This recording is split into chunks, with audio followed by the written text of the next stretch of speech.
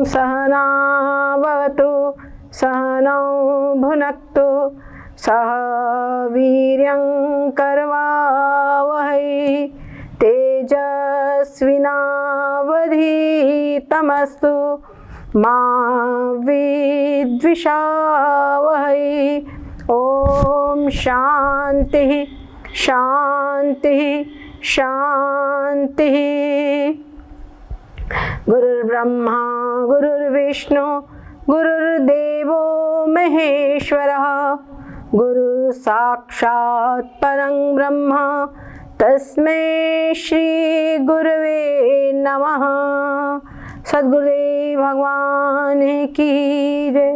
हम लोगों ने जो उत्तम दृष्टि ने प्रश्न पूछा है वो प्रश्न हम सुन चुके थे कि उन्होंने जो प्रश्न पूछा है, आप देखेंगे कुल मिलाकर प्रश्न का सार यही है कि सर्व दुखों की निवृत्ति और परमानंद की प्राप्ति रूप जो मोक्ष है वो मुझे किस उपाय से प्राप्त होगा। इसके लिए मैंने अनेकों प्रकार के कर्म उपासना कर चुका हूँ, लेकिन उसके बावजूद भी मेरे को संसार सागर से छुटकारा नहीं मिला, अपितु और भी अधिक फंसना ही हुआ है, और भी अधिक बंधन बढ़ा ही है। इस बात को उन्होंने कहा। उसके बाद में अब गुरुदेव उनका जो उत्तर देंगे वही हम श्रवण करेंगे। गुरुदेव कहते हैं, मोक्ष काम गुरु शिष्य लखी ताको साधन ज्ञान वेद उक्त भाषण लगे जीव ब्रह्म भिद भान। कहते हैं मोक्ष काम, उन्होंने देखा कि शिष्य के अंदर में मोक्ष की कामना है, तब उसका उपाय है ज्ञान। तो वेद उक्त जो वेद के अनुसार जो उसका उपाय है, मोक्ष का उपाय, वही वो बताने लगे और कह रहे हैं कि जीव ब्रह्म भिदमान, जीव और कहते हैं दुख की निवृत्ति और परमानंद की प्राप्ति को मोक्ष कहते हैं।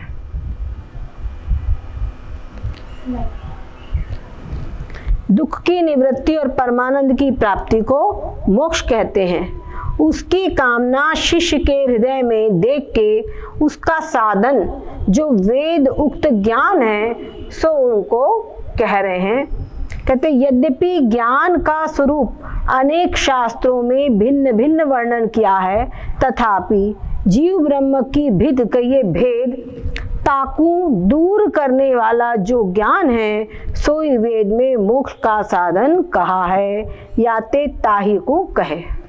ठीक है, क्या बोल रहे हैं कि अनेकों ग्रंथों में अनेक प्रकार के ज्ञान कहे गए हैं, लेकिन जीव ब्रह्म की एकता का ज्ञान ही एक ऐसा ज्ञान है जिसके द्वारा मोक्ष की प्राप्ति हो सकती है, जो कि मोक्ष का साधन है। श्री गुरुवाच दोहा, परमानंद मिलाप तू जो शिष्य तह चहे सुजान, जन्मादिक दुख नाश पुनि भ्रांति जन्य तिहि मान। परमानंद स्वरूप तू नहीं तो मैं दुख लेस, अज अविनाशी ब्रह्मचित जिन आने ही क्लेश। गुरुदेव कहते हैं कि हे शिष्य, तू परमानंद मिलाप, परमानंद की प्राप्ति के विषय में जो तू कह रहा है, तू खुद स्वयं ही परमानंद स्वरूप है। तू स्वयं ही परमानंद स्वरूप है, और जो तू परमानंद से मिलने की बात चाहता है कि परमानंद मेरे को प्राप्त होवे, और तू ये भी चाहता है कि जन्मादिक दुखों का नाश हो जाए, इन सब प्रकार के दुखों का नाश हो जाए, तो कहते हैं कि वास्तव में तू स्वयं ही परमानंद स्वरूप है। और जो तू कहता है कि जन्मादिक दुख जो है उनका नाश हो जाए, तो वो तेरे में है ही नहीं, वो सिर्फ तुम्हारे को भ्रांति से प्रतीत हो रहे हैं। परमानंद स्वरूप तू, नहीं तो मैं दुखलेश। तू परमानंद स्वरूप ही है और तुझ में जरा सा भी, एक लेश मात्र भी दुख नहीं है। तू जो है अज अविनाशी ब्रह्मचित, तू अजन्मा, अविनाशी और ब्रह्म और चैतन्य है। जिन आने ही अक्लेश, जो तूने अपने आप में अपने को जो जन्मने और मरने वाला समझ रखा है, वही तेरे अंदर क्लेश का कारण है। इस प्रकार से आप देखिए गुरुदेव क्या कह रहे हैं, परमानंद स्वरूप तू परमानंद स्वरूप है, तू अजन्मा, अविनाशी और ब्रह्म है। इस प्रकार से गुरुदेव ने शिष्य को तत्वमसि महावाक्य का उपदेश दिया कि नहीं? बता दिया कि तू ही ब्रह्म है, ये ज्ञान, इसको उपदेश दे दिया। परंतु अभी शिष्य की पृष्ठभूमि इतनी तैयार नहीं है कि इसको समझ पाए, इसीलिए इसको समझ नहीं पा रहे हैं। तो आगे भी इनके प्रश्न और आएंगे। पहले हम इसकी टीका पढ़े।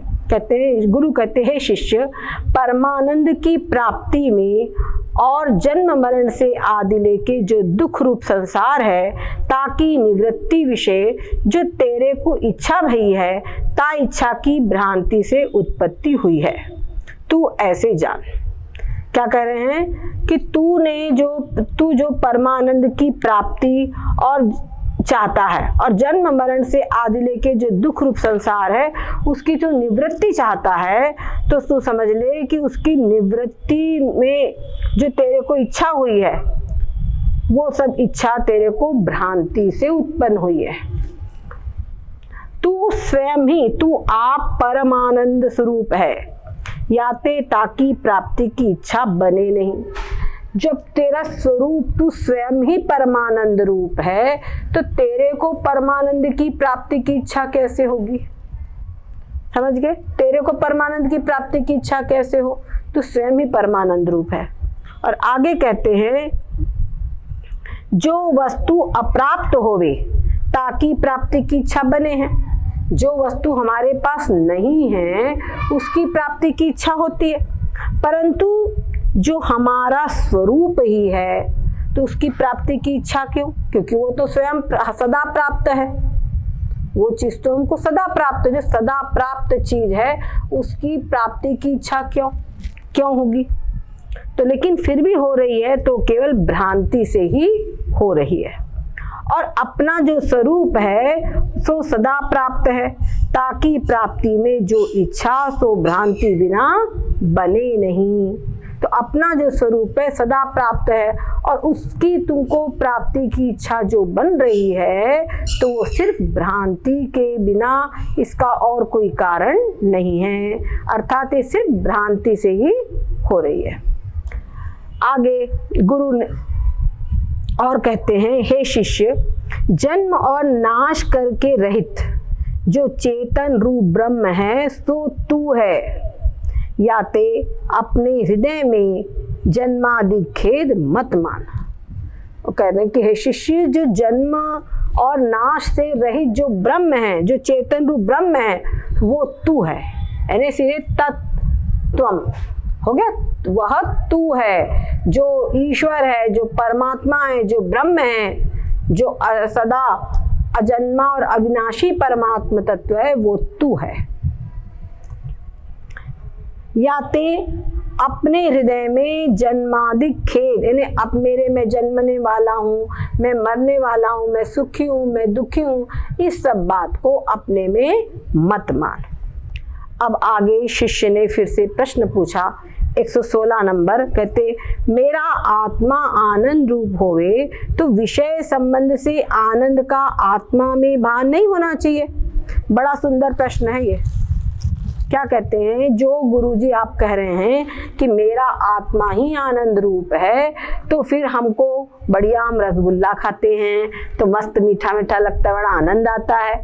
और भी जो जिसको फेवरेट चीज होती है, जो जिसको पसंद होता है, अपना प्रिय पुत्र आ गया तो आनंद मिलता है, अपना कोई प्रिय मित्र आ गया मिला तो उससे आनंद मिलता है, और बढ़िया बढ़िया सुंदर वस्त्र मिल गए, अच्छे अच्छे कपड़े, तो आनंद मिलता है। बहुत सारी चीजें संसार के विषय भोग है, उनमें आनंद मिलता है। तो फिर जब अपना आत्मा ही आनंद रूप है तो उन सब चीजों में आनंद क्यों मिलता है? ये प्रश्न है। ये प्रश्न आप लोगों का भी है या नहीं है? पहले बताइए, ये प्रश्न आप लोगों का है या नहीं है?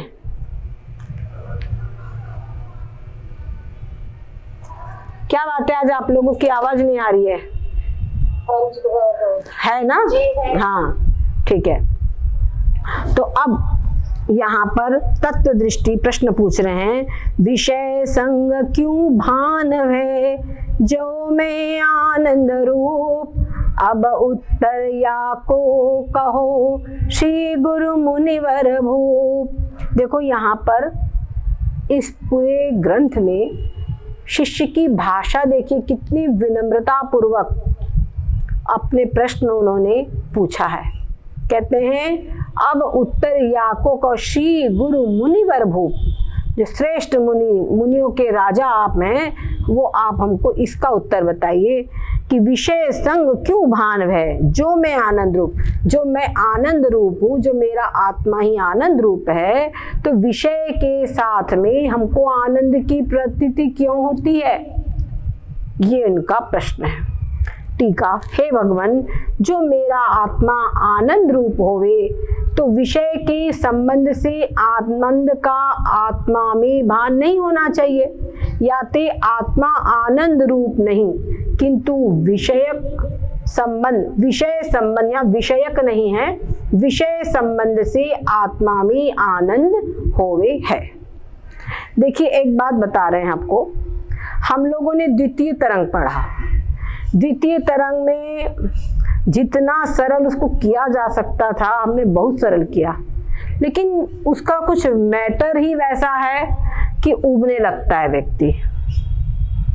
तो वही प्रश्न कुछ पूर्व पक्षी बेमतलब की बातें करता है कुछ बातों में, यद्यपि सब बातें उसकी हमको समझना आवश्यक है, लेकिन कुछ बातें ऐसी होती है जो बहुत पेचीदा जैसी लगती है, तो कई लोग इसमें उब गए हैं।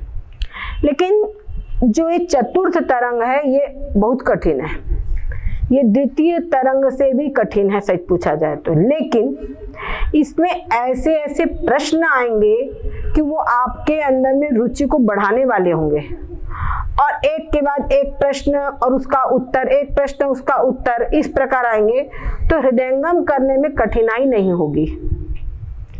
और पूर्व पक्षी में क्या है, वहां पर बहुत लंबी बात वो कहता है, जो मूल बात रहती है पता ध्यान ही नहीं रह जाता तब तक कि कौन कह रहा है। समझ गए?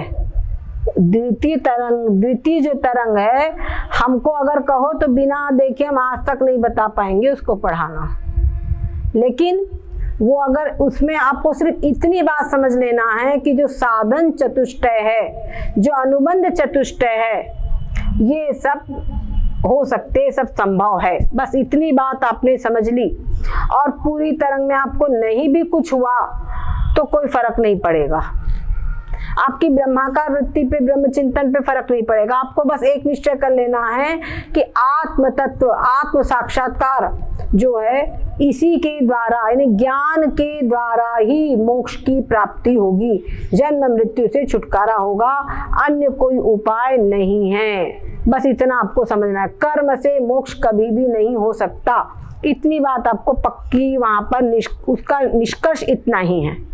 लेकिन जो दूसरी जो चतुर्थ तरंग है, इसके अंदर में बड़े ही सुंदर सुंदर प्रश्न है। जैसे यहाँ पर प्रश्न उठाया, क्या उठाया कि जब अपना आत्मा आनंद स्वरूप है तो विषयों के साथ में हमको आनंद की प्रतीति क्यों होती है? होती है कि नहीं होती है? सबको होती है, चाहे छोटा बच्चा हो, चाहे बड़ा हो, चाहे ज्ञानी हो, चाहे अज्ञानी हो। तो फिर इसीलिए वास्तव में विषयों में ही आनंद है, और विषय का जब संबंध होता है तो आत्मा में आनंद होता है। यही बात माननी उचित है। अब इसका उत्तर गुरुदेव क्या कह रहे हैं? इसमें जो ये लास्ट लाइन लिखी है, किंतु विषयक संबंध से आत्मा विषय आनंद होवे है, यहाँ विषयक संबंध विषयों के बारे में है और आत्मा विषय क्यों लिखते हैं? यहाँ पर पहले तो जो विषयक है उसमें का क काट दीजिए, विषय संबंध से आत्मा में आनंद होवे है। आत्मा विषय क्यों लिखते हैं, फिर आत्मा में क्यों नहीं लिखते? आत्मा देखो ये इनकी लैंग्वेज है, जैसे छत्तीसगढ़ वालों की, सुनिए, विषय का मतलब में है, विषय का मतलब में है, ये हम आपको बहुत पहले बता चुके हैं। ये जो विषय लिखा है इसका मतलब में, हमेशा विषय आया है, विषय यानी में, आत्मा में, समझ गए? हर जगह पूरे ग्रंथ में क्लियर हुआ। अब यहाँ पर उत्तर पढ़िए। आत्म विमुख को अंतर्मुख वृत्ति में आनंद का भान, विषय में आनंद नहीं। श्री गुरु वाचा चौपाई, ये जो चौपाई आएगी उत्तर वाली, इसको आप लोग याद कर लेना, बहुत अच्छा होगा। ओम कहते, आत्म विमुख बुद्धि जन जोई, इच्छा ताहि विषय की होई, तासु चंचल बुद्धि बखानी, सुख आभास होई तह जानी, सुख आभास होई तह हानि। जब अभिलषित पदार्थ पावे, तब मति छन विक्षेप न सावे, तामे वे आनंद प्रतिबिंबा, पुनि छन में बहु चाह विडम्बा, ताते वे थिरता की हानि, सो आनंद प्रतिबिंब न सानी, विषय संग इम आनंद होई, बिनु सतगुरु यह लखे न कोई। क्या कहते हैं? आत्म विमुख बुद्धि जन जोई। जब किसी की भी बुद्धि, कोई भी जीव है, कोई भी मनुष्य है, उसकी बुद्धि आत्म विमुख होती है, तब उसको विषय की इच्छा होती है। समझ गए? हर व्यक्ति, किसी की बुद्धि जब आत्मा से विमुख होती है तभी उसको विषय की इच्छा होती है कि मेरे को ये चीज खाने को मिल जाए, कि मेरे को ये चीज कपड़े मिल जाए, कि ये चीज अच्छा, ऐसी पदार्थों की इच्छा उसको होती है। और उससे क्या होता है, जब इच्छा होती है तो इच्छा से क्या, तासु चंचल बुद्धि बखानी, उससे बुद्धि चंचल हो जाती है। जो बुद्धि की वृत्ति है वो चंचल हो जाती है। और उससे क्या होता है, जैसे कि दर्पण है, दर्पण में प्रतिबिंब बनता है, लेकिन वो दर्पण अगर हिल रहा हो, ऐसी ऐसी ऐसी ऐसी हिल रहा हो, क्या समझे, तो हिलते हुए दर्पण में प्रतिबिंब बनेगा क्या बराबर? आप अपना चेहरा देख पाओगे क्या? नहीं देख पाओगे, है ना? तो कहते हैं ऐसा जब बुद्धि में जब विषय की इच्छा हो जाती है तो बुद्धि चंचल हो जाती है, बुद्धि की वृत्ति चंचल हो जाती है। और तब चंचल वृत्ति में सुख आभास होई तह हानि, तब उसमें सुख के आभास की हानि हो जाती है। अर्थात उसमें फिर आत्मा का सुख स्वरूप जो आत्मा है, आनंद स्वरूप जो आत्मा है, उसका प्रतिबिंब उसमें नहीं पड़ता। ठीक है, उसका प्रतिबिंब उसमें से हट जाता है, डिस्टर्ब हो जाता है।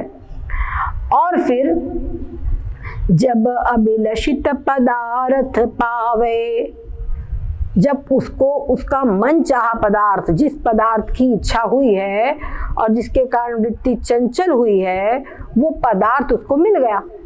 मान ले किसी को रसगुल्ला खाने की इच्छा हुई और रसगुल्ला चाहिए, रसगुल्ला चाहिए, रसगुल्ला चाहिए, और जब तक रसगुल्ला नहीं मिला तब तक के आप अपने अपने चित्त की वृत्ति को देखिए। हमने रसगुल्ले का उदाहरण दिया, कोई भी वस्तु देखिए, किसी के दिमाग में को नया मोबाइल चाहिए है, मोबाइल जब मोबाइल चाहिए तो देखो वृत्ति कैसी चंचल हो जाएगी, है ना? वृत्ति कैसी चंचल हो जाएगी। और जब तक के उसको मिलेगा नहीं, वृत्ति चंचल रहेगी। और जब फिर उसका अभिलषित पदार्थ उसको मिल जाए, जब उसको मिल जाए सामने, तब उस पदार्थ को देख करके उसके जो चंचल वृत्ति है वो पूरी की पूरी उस पदार्थ में केंद्रित हो जाती है। ठीक है, उस पदार्थ में केंद्रित हो जाती है।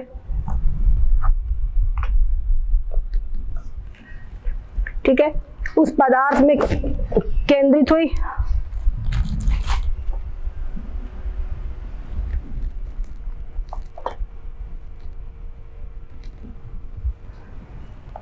ठीक है, उस पदार्थ में केंद्रित हो जाती है। और जब पदार्थ में केंद्रित हुई मतलब उसकी चंचलता नष्ट हो गई, वो स्थिर हो गई, क्षण भर के लिए वो स्थिर हो गई वृत्ति, तब मति क्षण विक्षेप नसावे। तब क्या होता है, क्षण भर के लिए जो उसकी चंचलता है, वो जो विक्षेप है वो नष्ट हो जाता है, और उसके कारण क्या होता है, बुद्धि की वृत्ति क्षण भर के लिए स्थिर होती है।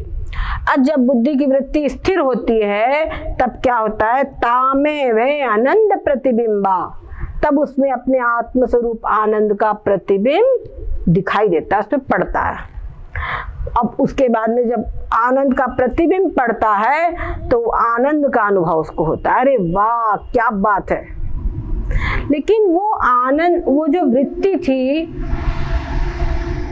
उस वृत्ति के स्थिर होने का माध्यम बना वो पदार्थ, तो उसके कारण ऐसा लगता है कि इस वस्तु से ही हमको आनंद मिला है। समझ रहे, उस वृत्ति के स्थिर होने का जो निमित्त बना, वो पदार्थ बना, इसलिए ऐसी प्रतीति होती है कि ये आनंद हमको इस वस्तु से मिला है। परंतु वास्तव में आनंद जो मिलता है वो अपने आनंद के प्रतिबिंब को, बुद्धि की वृत्ति में जो आनंद का प्रतिबिंब पड़ता है, उस प्रतिबिंब के द्वारा ही उसको आनंद की प्रतीति होती है। अच्छा, अब उसको मिल गया रसगुल्ला, खा लिया, पेट भर गया, रसगुल्ला खाया, अब पेट भर गया, अब क्या चाहिए, अब तुरंत, अब रसगुल्ले की इच्छा जो थी समाप्त हो गई, अब चाहिए पानी, अब चाहिए पानी। यानी कहते ताते वे थिरता की आप पुनि क्षण में बहुचाह विडंबा, फिर क्षण भर वो आनंद मिलता है, वृत्ति स्थिर होती है तो आनंद मिलता है, और फिर अगले क्षण दूसरे पदार्थ की इच्छा हो जाती है। समझ गए, दूसरे किसी पदार्थ की इच्छा हो जाती है, और जब दूसरे पदार्थ की इच्छा हुई तो फिर से वृत्ति चंचल हो गई। अब जब वृत्ति चंचल हो गई तो उसमें जो आनंद का प्रतिबिंब पड़ रहा था, वो प्रतिबिंब की भी वहां हानि हो गई, क्योंकि वृत्ति फिर से चंचल हो गई तो अब प्रतिबिंब की फिर से हानि हो गई। सो आनंद प्रतिबिंब नसानी, ठीक है, जो स्थिरता है, स्थिरता मतलब स्थिरता, उससे जब उसकी स्थिरता की हानि हो गई, स्थिरता की हानि हो गई, तो फिर से आनंद का जो प्रतिबिंब है वो नष्ट हो जाता है, और जब आनंद का प्रतिबिंब नष्ट हो जाता है तो उससे क्या होता है, विषय, तो ये बता रहे विषय संग इम आनंद होई, तो जो विषय से आनंद मिलता, अगर वही वस्तु फिर मिल जाए जिसकी इच्छा है तो फिर से वृत्ति स्थिर होगी, और फिर आनंद का प्रतिबिंब पड़ेगा तो फिर लगेगा इस वस्तु से आनंद मिल रहा है। समझ गए, और उसके बाद में फिर क्षण में दूसरी वस्तु की इच्छा हुई, फिर वृत्ति चंचल हो गई। तो क्या होता है, जब जब उस वस्तु का संग होता है, उस वस्तु की प्राप्ति होती है, तो वस्तु के संग से वृत्ति की चंचलता की हानि हो जाती है, वृत्ति में स्थिरता हो जाती है, वृत्ति स्थिर होती है, और उसमें चेतन का प्रतिबिंब जो अपने आत्म स्वरूप आनंद है उसका प्रतिबिंब पड़ता है, और उस प्रतिबिंब के कारण, उस प्रतिबिंब को भोग करके ही वहाँ आनंद की अनुभूति होती है, और वो समझता है कि मुझे अपने इस विषय से मुझको आनंद प्राप्त हुआ है। वो ये नहीं समझ पाता कि मेरे स्वरूप का ही आनंद मुझके प्राप्त हुआ है, मेरे आत्मा का ही आनंद मुझको मिला है, ये बात वो समझ नहीं पाता है। कहते बिन सतगुरु यह लखे न कोई, ये जो रहस्य है कि अपने स्वरूप का ही आनंद प्राप्त होता है, ये रहस्य अपने सद्गुरु के द्वारा ही प्राप्त होता है, अन्य कोई भी इस रहस्य को समझाने में समर्थ नहीं है, अपने आप से रहस्य समझ में नहीं आ सकता। ठीक है, आगे इसकी टीका पढ़ेंगे। हे शिष्य, आत्मा से विमुख है बुद्धि जाकी, ऐसा जो पुरुष ताकू विषय की इच्छा होवे है। देखो एक बात, कार्ड, हाँ ठीक है, बैठे रहो। कहते हैं हे शिष्य, आत्मा से विमुख है बुद्धि जिसकी, ऐसा जो पुरुष उसको विषय की इच्छा होवे है। ठीक है, देखो एक बात समझ लीजिए, जिसकी वृत्ति आत्म विमुख है, यानी जिसने आत्मा का साक्षात्कार नहीं किया है, समझ गए, उसी को तो विषय की इच्छा होती है। जो आत्मज्ञानी है उनको विषय की इच्छा नहीं होती, उनको जो भी एक शरीर निर्वाह होना वो बात अलग है, परंतु उनको ऐसी इच्छा नहीं होती जैसी कि अज्ञानियों को होती है। तो उस पुरुष को, जो अज्ञानी व्यक्ति है, उसको विषय की इच्छा होती है। या स्थान में, या स्थान विषय मतलब या स्थान में जो भोग का साधन होवे सो विषय कहिए है। समझ गए, जो भोग का साधन है वही विषय है। या ते धन पुत्रादिकन का भी ग्रहण कर लेना, हर चीज आ गई, खाने पीने की, भोगने की हर चीज आ गई। ता विषय की इच्छा ते बुद्धि चंचल रहे, उस विषय की इच्छा से बुद्धि चंचल हो जाती है। ता चंचल बुद्धि में आत्मस्वरूप आनंद का आभास यानी कि प्रतिबिंब कहिए, मतलब यानी प्रतिबिंब नहीं होता। ठीक है, वो आत्मस्वरूप जो चंचल बुद्धि है उसमें आत्मस्वरूप आनंद का आभास नहीं होता, उसकी हानि हो जाती है। इसीलिए, और जिस विषय की इच्छा हुई होवे, जिस विषय की उसको इच्छा हुई है वही विषय याकू प्राप्त हो जावे, उसको जब प्राप्त हो जावे तब उस पुरुष की बुद्धि क्षण मात्र स्थित हो जाती है। क्षण मात्र के लिए बुद्धि स्थिर हो जाती है, और जब बुद्धि स्थिर हो जाती है तो क्या होती है, स्थिर होकर वो बुद्धि अंतर्मुख हो जाती है। और अंतर्मुख जो बुद्धि की वृत्ति होती है, ता अंतर्मुख वृत्ति में, ता अंतर्मुख वृत्ति विषय आत्मा का स्वरूप जो आनंद ता का प्रतिबिंब होवे है। ठीक है, अब वो जो बुद्धि अंतर्मुख हुई है, स्थिर हुई है, उस बुद्धि में आत्मा का प्रतिबिंब पड़ता है। ठीक है, इस आत्मस्वरूप आनंद के प्रतिबिंब को अनुभव करके, समझ गए, उस आत्मस्वरूप आनंद का जो प्रतिबिंब है उसको अनुभव करके पुरुष को भ्रांति होती है कि मेरे को विषय से आनंद का लाभ हुआ है। उसको क्या लगता है कि मेरे को विषय से आनंद की प्राप्ति हुई है, परंतु विषय में आनंद है नहीं। क्लियर हुई ये बात? अब आगे चले। आगे कहते हैं, जो कदाचित विषय में आनंद होवे तो एक विषय से तृप्त जो पुरुष ताकू जब दूसरे विषय की इच्छा हुए तब भी प्रथम विषय से आनंद होना चाहिए। अगर कहते हैं, यहाँ पर एक ऑब्जेक्शन उठता है कि कहे विषय में ही आनंद होता है, तो एक व्यक्ति को एक विषय मिला, उस विषय से वो तृप्त हो गया, और उस तृप्त होने के बाद में उसको दूसरे विषय की इच्छा हुई। अब दूसरे विषय की जब इच्छा हुई तो उसकी वृत्ति में फिर से चंचलता हुई, और चंचलता के कारण उसके फिर से जो आनंद है वो आनंद की हानि हो गई, अब उसको आनंद नहीं मिल रहा।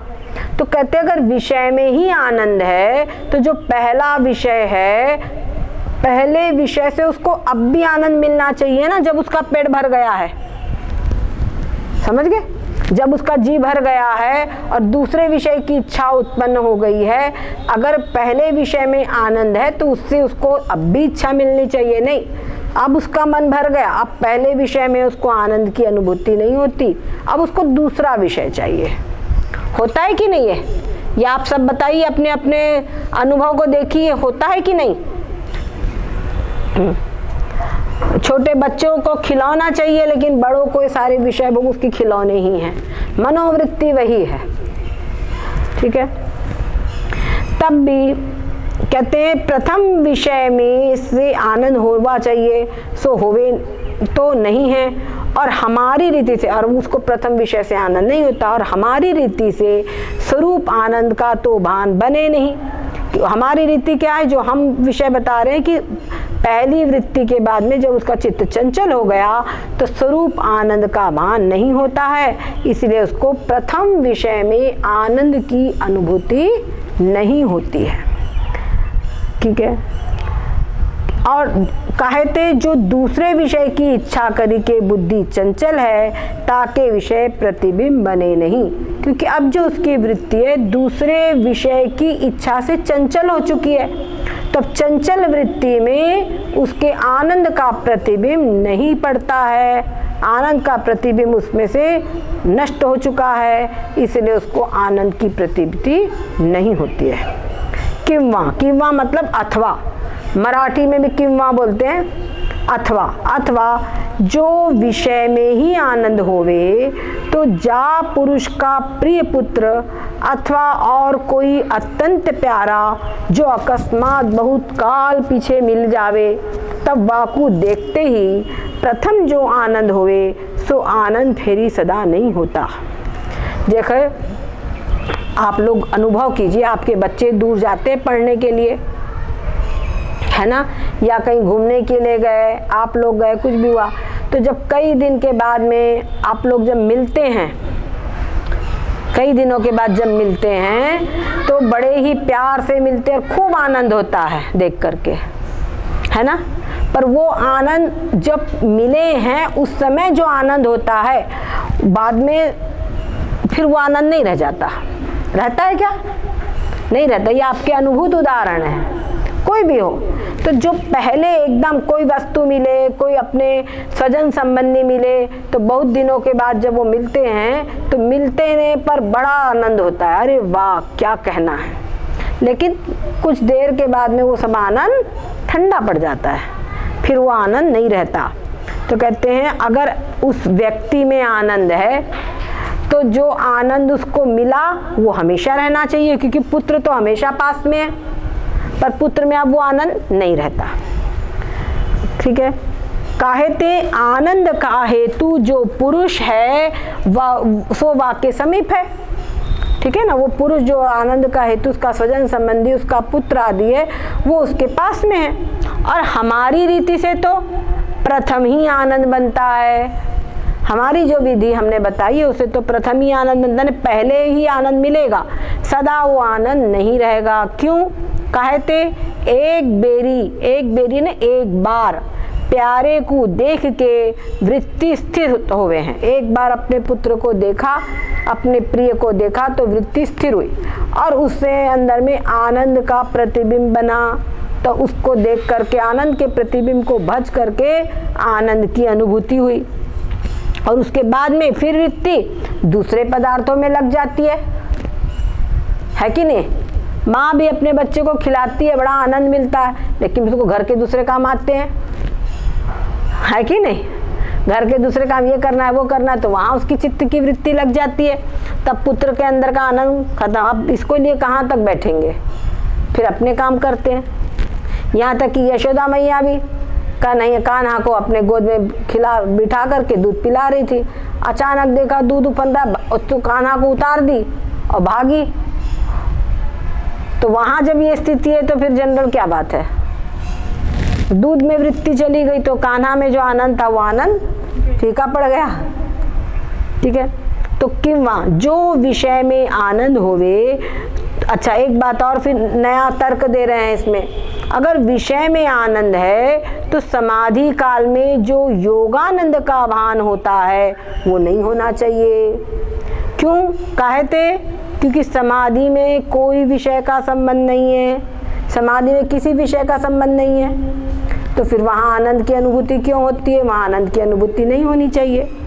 किंवा अथवा जो विषय में ही आनंद होवे तो सुषुप्ति में आनंद का भान नहीं होना चाहिए।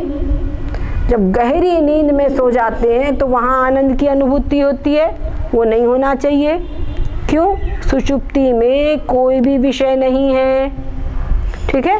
कहते क्यों? क्योंकि सुषुप्ति में किसी भी विषय का संबंध नहीं है, कोई विषय नहीं है, यहाँ तक कि शरीर भी वहाँ नहीं है।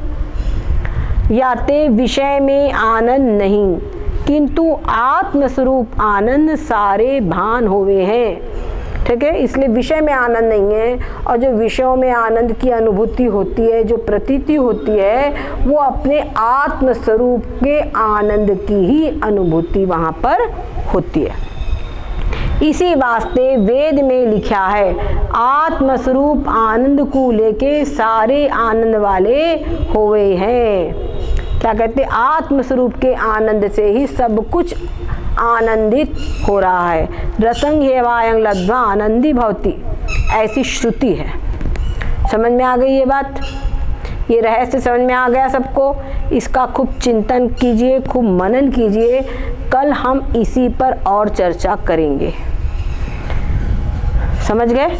कल इसी पर और चर्चा होगी। ये बहुत ही अच्छा विषय है और ये हर विषय, हर व्यक्ति का एक प्रश्न भी है। तो ऐसे ही प्रश्नों के उत्तर आपको चतुर्थ तरंग में मिलते जाएंगे। तो इसीलिए ये तरंग कठिन होते हुए भी आपको इसमें आनंद आएगा, क्योंकि उत्तर मिलते हैं तो जिज्ञासा बढ़ती है। और मेरे को लगता है द्वितीय तरंग से कुछ लोग ज़्यादा ही घबरा गए हैं, छट गए हैं, सब छन गए हैं। ठीक है? सद्गुरुदेव भगवान की जय हो, सच्चिदानंद भगवान की जय हो। ओम पूर्णमदः पूर्णमिदं पूर्णात् पूर्णमुदच्यते पूर्णस्य पूर्णमादाय पूर्णमेवावशिष्यते। ओम शांति शांति शांति। ओम हरि ओम। कल और भी कुछ अच्छा इंटरेस्टिंग आने वाला है। आज एक प्रश्न और एक उत्तर बता दिया गया।